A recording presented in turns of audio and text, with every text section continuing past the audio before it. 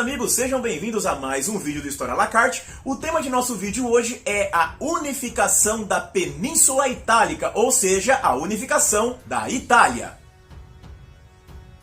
Muito bem, amigos. Os processos de unificações tardias são assim chamados unificações tardias porque estes foram os últimos processos de unificação que resultaram nos últimos países da Europa ali ainda no século XIX. Esses processos estão ligados intimamente justamente com as consequências das guerras napoleônicas. Como nós sabemos, vimos em nosso vídeo de Napoleão Bonaparte, Napoleão tentou afrancesar a Europa para que dessa forma ele conseguisse ter um domínio mais fácil sobre esses países. Dessa maneira, ele impôs as leis, impôs o modo de vida, ele impôs todo o contexto francês sobre os países europeus. Desta maneira, Napoleão acreditava que seu domínio seria facilitado onde ele conseguisse transformar os países em países similares à França. O detalhe é que em regiões como as regiões da Alemanha e regiões como as regiões da Itália, esse processo desencadeou um sentimento totalmente contrário, desencadeou sentimentos nacionalistas. Nacionalismo, né, meus amigos, é aquele sentimento de orgulho, de pertencimento e principalmente, como falei, orgulho por estar dentro de uma cultura, por fazer parte de um povo. Esse sentimento nacionalista surgiu principalmente nas regiões da Itália, nas regiões da Alemanha, mas surgiu também em várias outras partes do mundo que foram dominadas, várias outras partes da Europa que foram dominadas por Napoleão. Porém, nas regiões italianas e nas regiões da Alemanha, que neste momento não existiam ainda, porque eram várias pequenos ducados, pequenas repúblicas, vai desencadear um processo de unificação, fazendo surgir então justamente os países, estes últimos países, que é no caso a própria Alemanha e a própria Itália. Como nós já vimos, com a derrota napoleônica foi necessária uma reorganização da Europa. Dessa forma surge o Congresso de Viena. Percebam que nesse momento do século XIX, o Congresso de Viena, Napoleão Bonaparte, ele é muito presente e as consequências desses eventos são significativamente importantes para toda a história do século XIX. Este Congresso de Viena, então, acabou realizando um processo de reorganização, de organização dessas regiões, tanto das regiões ali da futura Alemanha, quanto das regiões da futura Itália. Desta forma, então, vamos começar justamente a comentar a respeito de como era a Itália antes desse processo de unificação. Como era a Itália, como ficou a região italiana justamente após esta reorganização feita pelo Congresso de Viena. A Itália, antes da unificação, era formada por pequenas repúblicas. A Península Itálica era toda dividida em locais, em repúblicas, com cada república tendo seu próprio regime de governo, sua própria dominação, digamos assim. Dessa forma, nós temos que ficava na região,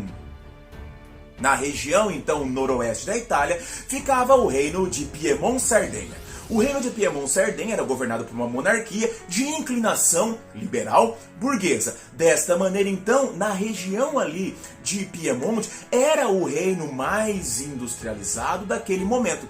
A Itália como um todo não era muito industrializada, permanecendo ainda com grandes raízes agrícolas. Porém, no reino de Piemonte-Sardenha, estava ali, devido ao seu caráter liberal burguês, estava justamente ali o local mais rico e mais desenvolvido industrialmente da região da Península Itálica. Por isso dizemos que a unificação é possível graças a esses elementos ligados ao poder econômico, ao poder de desenvolvimento industrial do reino de Piemonte-Sardenha. Além de Piemonte-Sardenha, existiam outros locais com outras formas de governo. Na região nordeste havia ali o reino de Veneza, todas as regiões ali próximas a Veneza. Este local estava dominado pela Áustria. A Áustria, como já comentamos em vídeos anteriores, nos vídeos a respeito das revoluções liberais, nós temos ali que a Áustria estava tentando tomar o local de liderança do continente europeu, e para isso a Áustria, então, pós-Congresso de Viena, italiana tentava ampliar seus domínios justamente para o maior número de países europeus. Dessa forma, eles mantiveram um controle sobre a região de Veneza, para que dessa forma os austríacos tentassem paulatinamente ampliar a sua influência, ampliar o seu controle, até, quem sabe, conseguir dominar toda a região da Península Itálica. Perceba nesse quesito que, digamos assim, os italianos trocaram um invasor, que era o invasor francês, por um novo invasor, que é o invasor austríaco. Então, perceba que neste momento, esse sentimento de permanente invasão, de permanente afronta, continuava entre as regiões italianas, justamente porque continuavam a presença de um inimigo externo, que nesse caso, por exemplo, eram os austríacos. A parte central da Itália estavam os estados pontífices. Esses estados pontifícios eram estados de dominação da Igreja Católica. Dessa maneira, surgindo essa dominação, esse reino católico, esse local ali sediado em Roma, ele existe desde a época dos reinos bárbaros, desde o momento lá da Idade Média. Neste ponto, então, permanecia no centro ali uma dominação católica e um interesse de que essa dominação católica se expandisse, chegando a possuir toda a Península Itálica também. Por fim, no sul da Itália nós temos o chamado Reino das Duas Sicílias, um reino que era essencialmente rural, mantinha-se com sua estrutura totalmente rural e dessa forma podemos dizer que era um reino atrasado. Dessa maneira, então, nós temos que o sul da Itália naquele momento era a região mais pobre.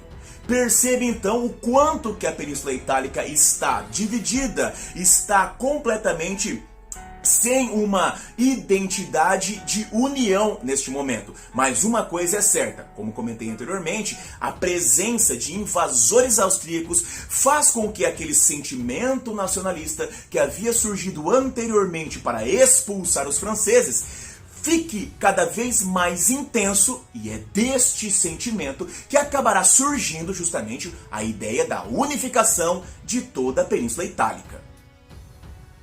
Esse sentimento nacionalista, esse sentimento de expulsar os invasores, vai acabar fazendo surgir então uma sociedade secreta, uma espécie de organização, uma comunidade, digamos assim, focada na ideia do prevalecimento da liberdade italiana. Essa organização chamava-se Carbonários. Eles são chamados Carbonários justamente porque eram clandestinos, obviamente, e eles se reuniam nas cabanas de carvoeiros, né? Daí o nome carbono, carbonários, carvão.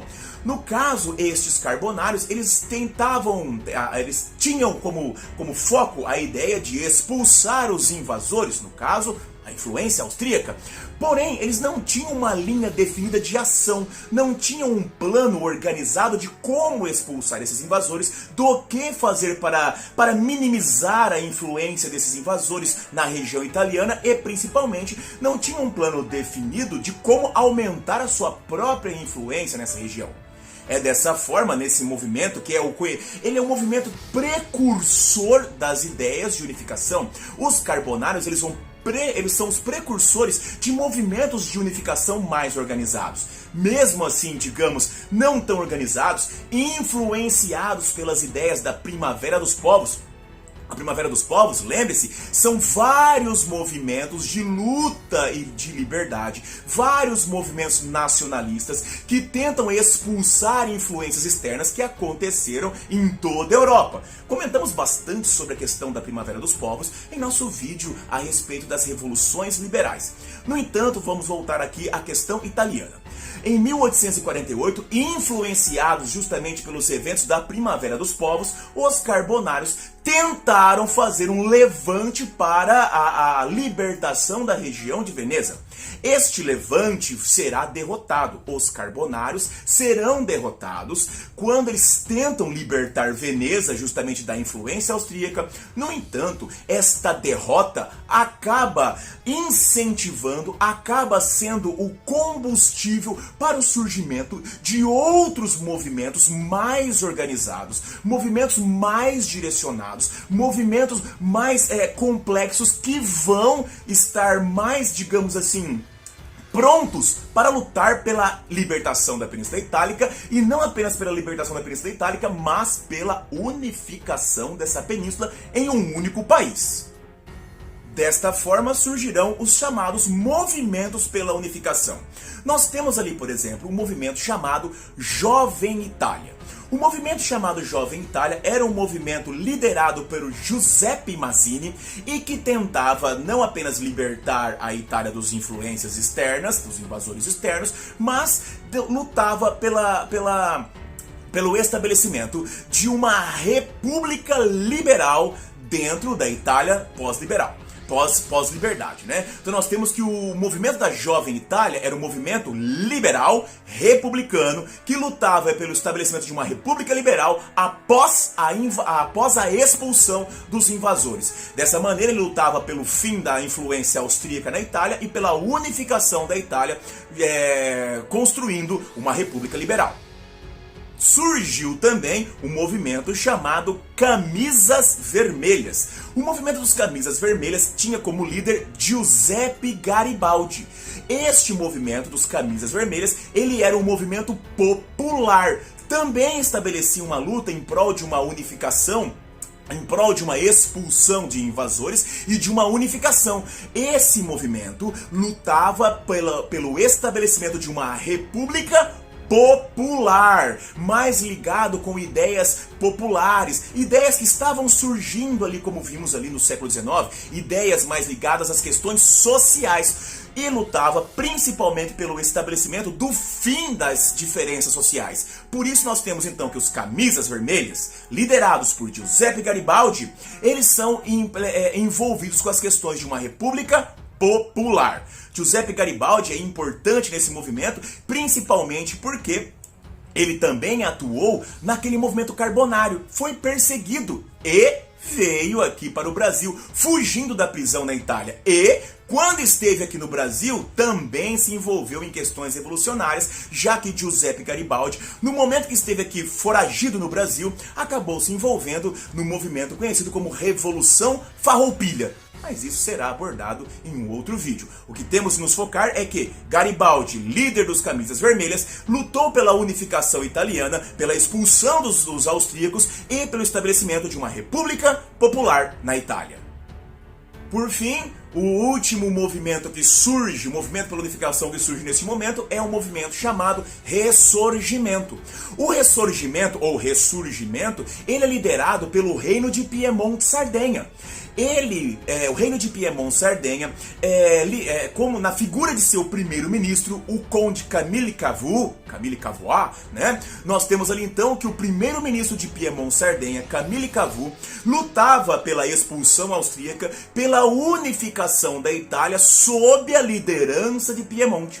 Dessa maneira, a inclinação política que surgiria após a unificação, direcionada pelo movimento Ressurgimento, seria justamente uma monarquia burguesa, uma monarquia liberal burguesa. Dessa maneira, nós temos então que o reino de Piemonte tentava estabelecer um reinado, digamos, sobre toda a Itália, seguindo seus próprios direcionamentos, surgindo então na Itália pós-unificação um reino de uma monarquia liberal burguesa. Desta forma, por volta de 1859, esses movimentos começam a colocar em marcha as práticas pela unificação. Esses movimentos começam então a lutar em prol da unidade desse país, dessa península itálica tão dividida. Em 1859, nós temos então que os piemonteses, o reino de Piemonte, consegue derrotar os austríacos que estavam dominando Veneza. Piemonte consegue expulsar os austríacos, liberar Veneza e suas regiões e unificar essa região. Para obter essa vitória, os piemonteses tiveram a ajuda da França. Aí você deve estar pensando, qual o motivo que os franceses iriam ajudar os piemonteses? Lembre-se, a França já governada por Napoleão III, não é Napoleão Bonaparte, mas o seu sobrinho, Napoleão III, tentava prejudicar a Áustria. A França tinha como interesse, então, que a Áustria fosse prejudicada. Por quê? Porque se a Áustria fosse prejudicada, a França poderia voltar ao seu nível de grandeza e de desenvolvimento. Além disso, os franceses receberam dos piemonteses territórios. Afinal de contas, a França não ia entrar num conflito de graça sem uma garantia. E é nesse ponto que os franceses receberam, como uma espécie de pagamento, a região de Nice e a região de Saboia como pagamento. Desta maneira, então, nós temos que nesse primeiro momento, Piemonte consegue expulsar os indivíduos austríacos, unificando o norte. E perceba, nesse momento de unificação do norte da Península Itálica, eles obtiveram o auxílio da França. Dentro deste contexto de vitória e crescimento do movimento do Ressurgimento, lembre-se, o Ressurgimento era liderado por Piemonte Sardenha. O outro movimento, denominado Jovem Itália, acaba se unindo aos interesses do Ressurgimento. Então nós temos aqui já dois movimentos que se fundem, né? O Ressurgimento então fica cada vez mais forte, o Ressurgimento então fica cada vez mais poderoso, conseguindo maior crescimento, conseguindo maior dinamização nas suas ideias da unificação italiana. Neste processo, em 1861, Garibaldi e seus camisas vermelhas conseguem unificar por completo o sul da Itália. Temos então que o norte está unificado e o sul também está unificado. Mas se vocês lembrarem, nós temos que a região norte, o Ressurgimento, tinha como interesse o estabelecimento de uma monarquia liberal burguesa. A região sul, agora liderada pelos camisas vermelhas, tinha como interesse o estabelecimento de uma república popular. Quando esses dois movimentos, esses dois grupos vão acabar se encontrando, digamos assim, no centro da Itália, teoricamente deveria acontecer uma guerra. No entanto, neste momento, nós temos que Garibaldi baixa as armas e aceita unificar os dois movimentos. Como assim? O Ressurgimento e os Camisas Vermelhas vão se unir. Por que isso? Porque Garibaldi acreditava que desta guerra, do qual eles, Camisas Vermelhas, não tinham condições de sair vitoriosos, por quê? Eram mais pobres, menos armados, né, com menos equipamentos, e a única coisa que surgiria deste movimento é o enfraquecimento da Itália.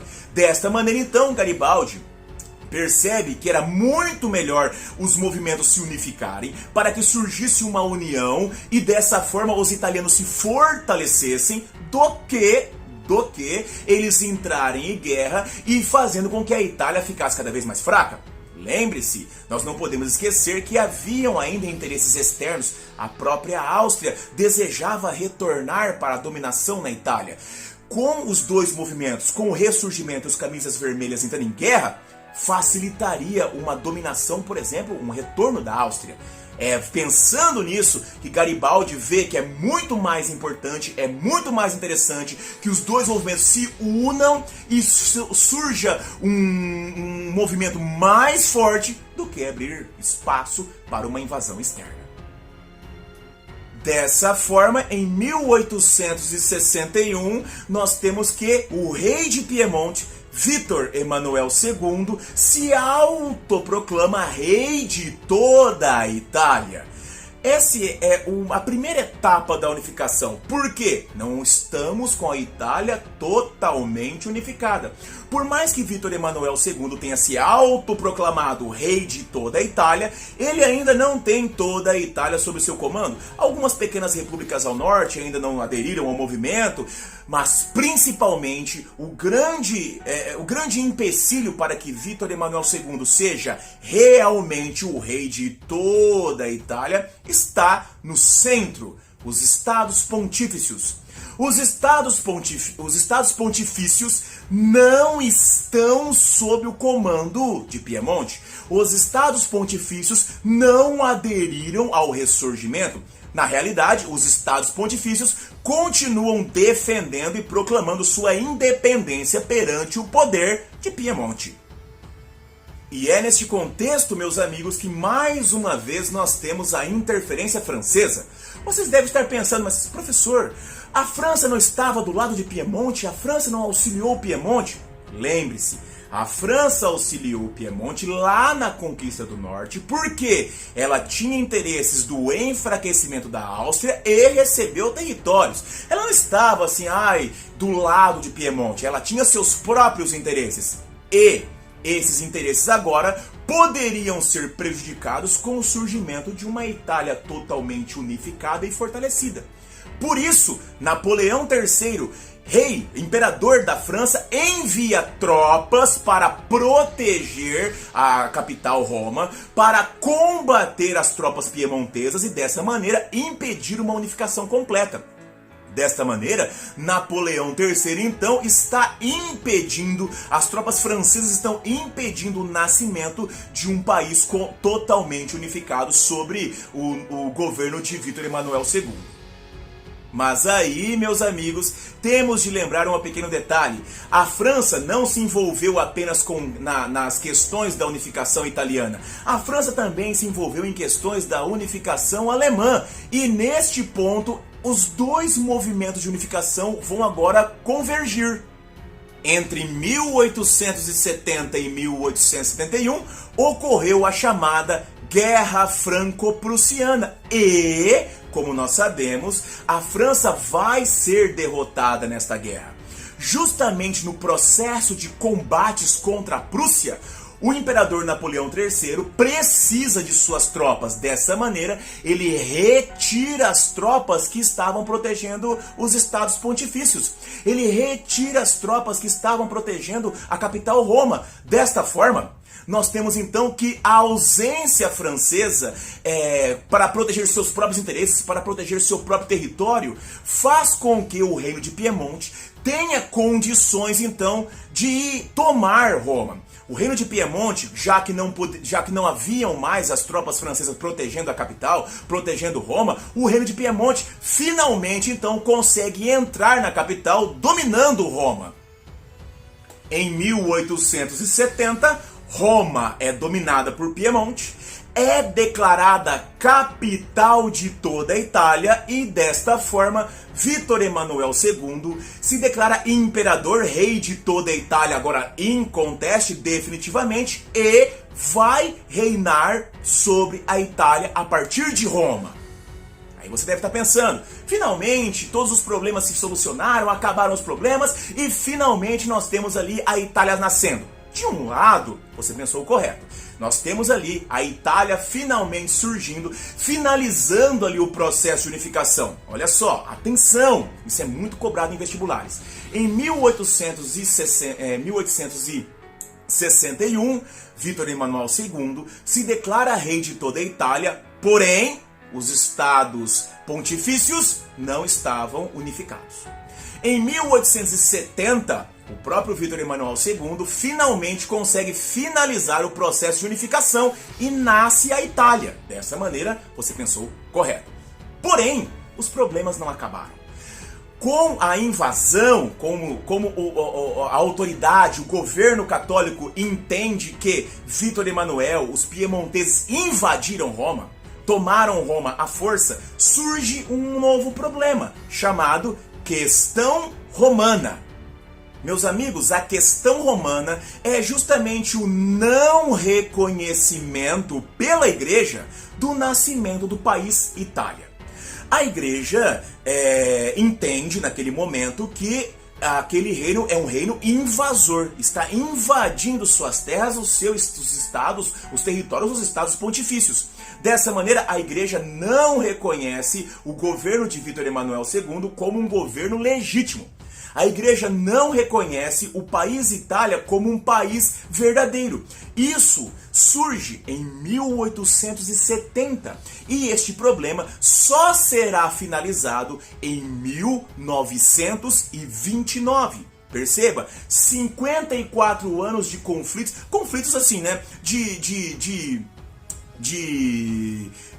problemas, de não reconhecimento, 59 anos de problemas que vão continuar existindo ali entre a igreja e o governo do Reino da Itália.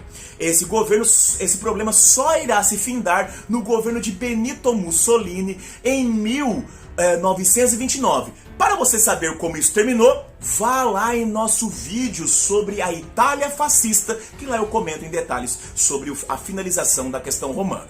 O que nós temos de ter em mente é que, em 1870, nasce a Itália como um país unificado, sob uma monarquia liberal, porém, a Igreja Católica não reconhece esse país como nascente, como um país verdadeiro, como um país unificado.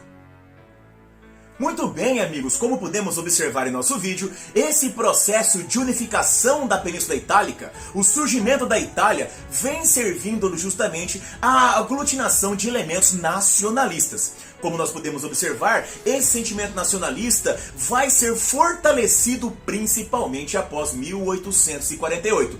E esse sentimento vai acabar fazendo surgir esse país. No entanto, como podemos observar também, esses problemas, a unificação não solucionou todos os problemas da Península Itálica, já que acabou restando a questão romana. No entanto, isso não impediu que a Itália fosse um país que viesse a ainda colaborar com as tensões da chamada corrida imperialista. Isso é um dos elementos principais que vai acabar causando as transformações ali do final do século XIX. Meus amigos, se esse vídeo te ajudou, se esse vídeo trouxe informações importantes para você, não se esqueça, assine o canal, ative o sininho, compartilhe e ajude o História à la Carte a se tornar um canal que pode ajudar não apenas você, mas muito mais pessoas por aí. Um grande abraço, meus amigos, vida longa e próspera e até a próxima. Tchau, tchau!